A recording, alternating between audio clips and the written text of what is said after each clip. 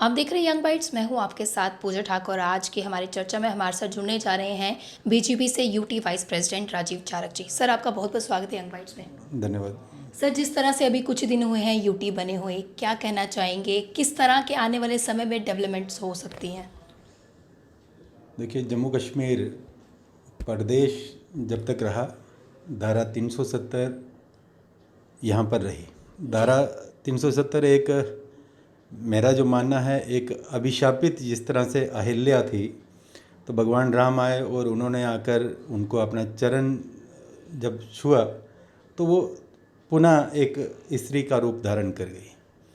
इसी प्रकार जम्मू कश्मीर के लोग और जम्मू कश्मीर अभिशापित थे।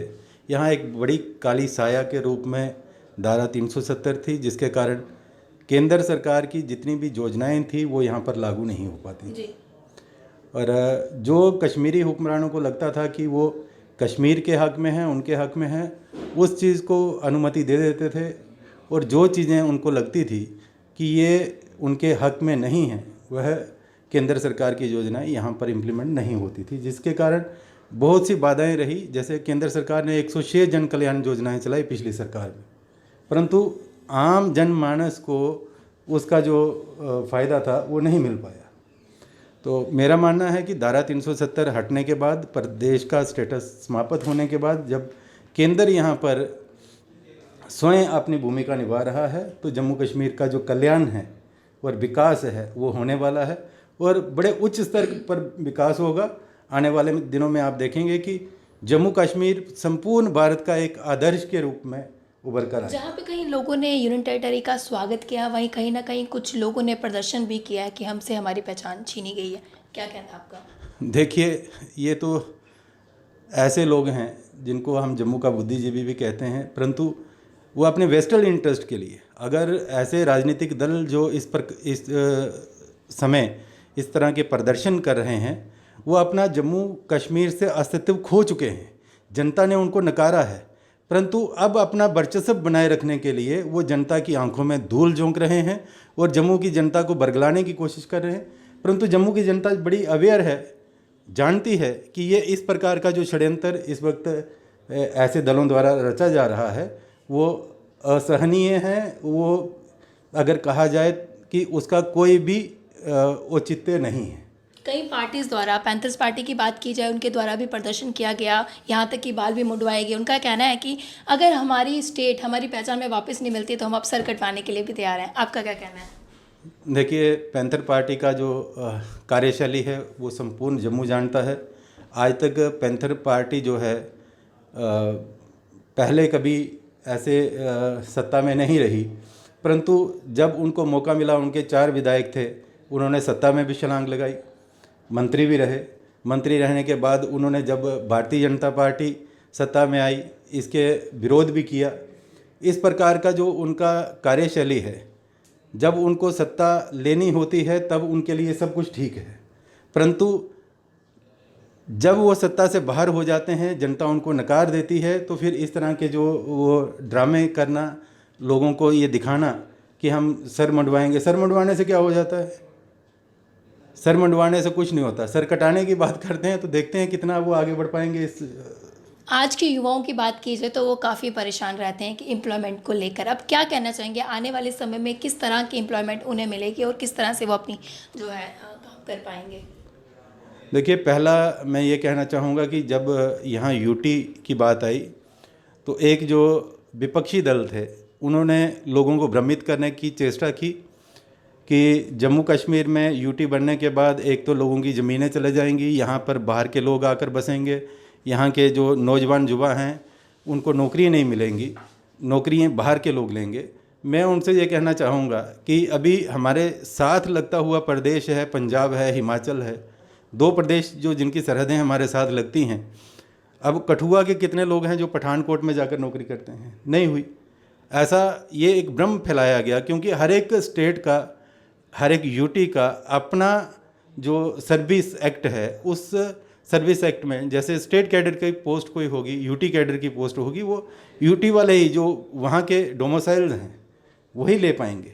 जो डिस्ट्रिक्ट कैडर की पोस्ट होगी वो उसी डिस्ट्रिक्ट के लोग ले पाएंगे। और अब जो सरकार ने एक किया है एक तो पैकेज अनाउंस किया था कि 50,000 जम्मू कश्मीर के लोगों को यहाँ नौकरियाँ दी जाएंगी, और जो अब 3360 की जो उन्होंने एक योजना लागू की है उसके तहत भी बहुत से जो एम्प्लॉइज़ हैं वो रिटायर हो रहे हैं। जब वो सेवानिवृत्त होते हैं उसके बाद जम्मू कश्मीर में और भी नौकरियाँ निकलेंगी। आपने कहा जिस तरह से गवर्नमेंट द्वारा कहा गया कि 50,000 नौकरियां हैं जो जम्मू कश्मीर के युवाओं को मिलेगी, लेकिन अब तो यूटी बन चुकी है, अब कोई भी कहीं से भी आके अप्लाई कर सकता है। नहीं, ऐसा कुछ नहीं है। जो जम्मू कश्मीर का डोमिसाइल है वही इन नौकरियों में अप्लाई कर पाएगा। ये भ्रम लोगों द्वारा फैलाया जा रहा है, ऐसे राजनीतिक दलों द्वारा फैलाया जा रहा है। कोई भी और अन्य प्रदेश का या किसी अन्य यूटी से कोई भी व्यक्ति आकर जम्मू कश्मीर की जो नौकरी होगी, जो स्टेट कैडर होगा, डिस्ट्रिक्ट कैडर होगा, उसमें अप्लाई नहीं कर सकता। सिर्फ ये है कि यूपीएससी, वो पहले भी बाहर के लोग वहाँ अप्लाई करते थे, उसमें आज भी अप्लाई करेंगे। उसके ऊपर अगर कोई राजनीति करना चाहेगा तो जनता बेहतर जानती। तो क्या कहना चाहेंगे आने वाले कुछ ही समय में, जिस तरह से डेवलपमेंट की बात की जाती है, प्राइवेटाइजेशन बढ़ेगी, आपका क्या कहना है उस पर? कितना रोजगार युवाओं को भी मिलेगा? देखिए, अगर यहाँ प्राइवेट सेक्टर जम्मू कश्मीर में सिर्फ नाम का रहा, जितनी भी इंडस्ट्री थी जम्मू कश्मीर में, ये लोग जितने भी यहाँ इंडस्ट्री में आए, इन्होंने सिर्फ अपनी जो एक सरकार की ओर से एक वो मिलता था, सब्सिडी मिलती थी, सब्सिडी लेकर जितने भी यूनिट्स थे बंद हो गए। और अधिकांश जो बड़े यूनिट्स थे वो ये डरते थे कि अगर हम यहाँ निवेश करेंगे, निवेश करने के बाद जिसके नाम पर वो भूमि होगी, उसके बाद अगर उसने धोखा कर दिया तो मुश्किल होगा। अगर सरकार से लीज़ पर लेंगे तो लीज़ होने के बाद इतनी बड़ी इन्वेस्टमेंट के बाद हमें क्या मिलेगा? अगर 20 साल की लीज़ सरकार देती है, क्योंकि 20 साल की ही सरकार ने की थी, तो 20 साल में क्या उनका वो जो उन्होंने निवेश किया है पूरा हो पाएगा कि नहीं? अब इसके बाद जो है बड़े बड़े यहाँ प्लांट्स लगने जा रहे हैं, जिससे लोगों को प्राइवेट सेक्टर में भी हमारे युवाओं को नौकरी मिलेगी।